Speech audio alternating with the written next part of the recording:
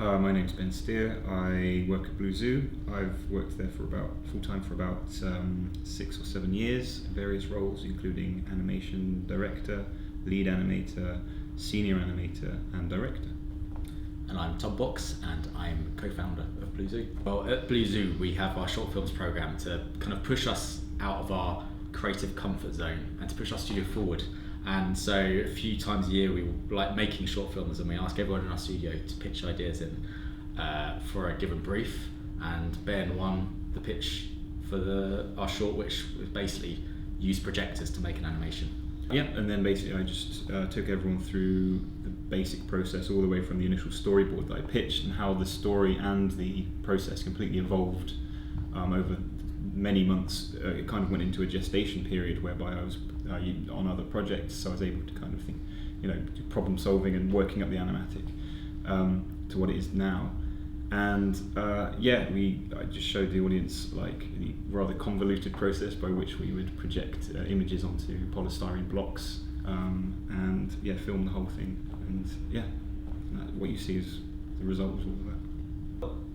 When you do CG animation, you spend all day long trying to replicate the physics of light, getting it to bounce and reflect nicely, and you just spend ages waiting for renders for it to calculate all of that. So we thought, well, let's just project it and get all of that for free. So it was basically just a shortcut to get a beautiful bit of animation we could actually capture through a lens and get all those artifacts you get when you film through a lens. I think also it was just to push us in that direction as well, so see what could we do with that as well, like how would that affect the ideas that we came up with. And like I think with the briefs, we've found that generally people really enjoy the boundaries that you set with a brief like this. So say it has to be using this set of rules, and that actually really enables people's creativity, and it's as opposed to just saying come up with a good idea, we'll see you in 2 weeks.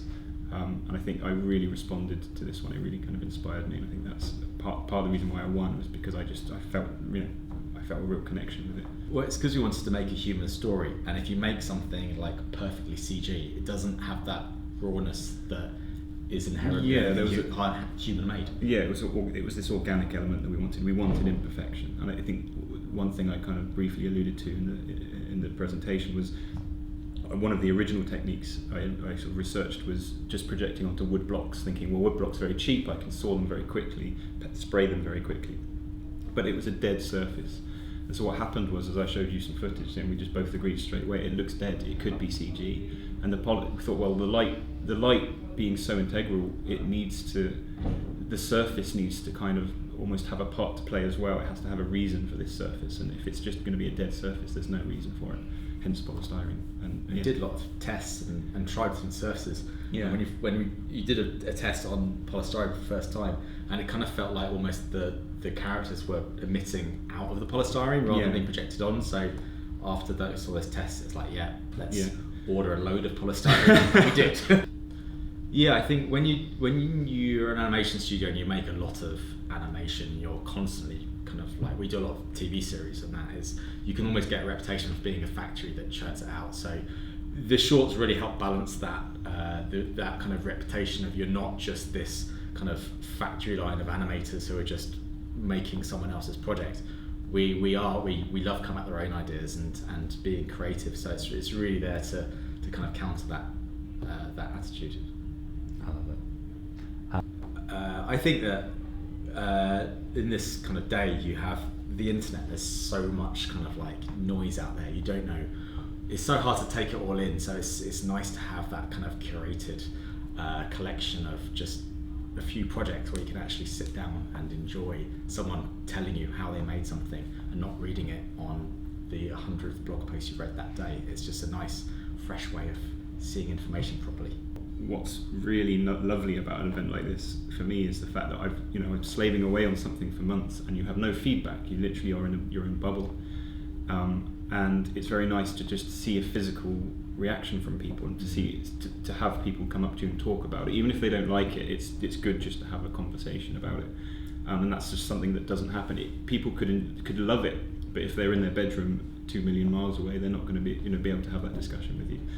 And yeah, like I said, it's also interesting for people, and not that I guess it would be hard to hear, but even if people have positive or negative feedback, it's always interesting to have that. It's one of the problems with how, which making short films is now. You slave it for ages, you upload it to Vimeo, press upload, and then sit back, and that's it. Yeah. Then it has this little boot wave of kind of like popularity. Then after that, it's never seen again. So it's nice to actually do festivals and things where that momentum keeps going. Yeah, and I just met Mikey Please. I mean, I love Mikey Please, and I've never met him before. When he came up to me, shook my hand, and it was a brilliant opportunity to put a name to the face and just to network and to kind of, and also it's inspiring in so much as when you're around other people who are creating, it drives you as well. You kind of, it normalizes this idea that we're all going to be creative, we're all going to push the boundaries together, which when you're just working in an insular sort of solo nature, it's very hard to feel inspired like that. So. And there's nothing more inspiring than seeing someone who made something talk about making it. It's something you don't get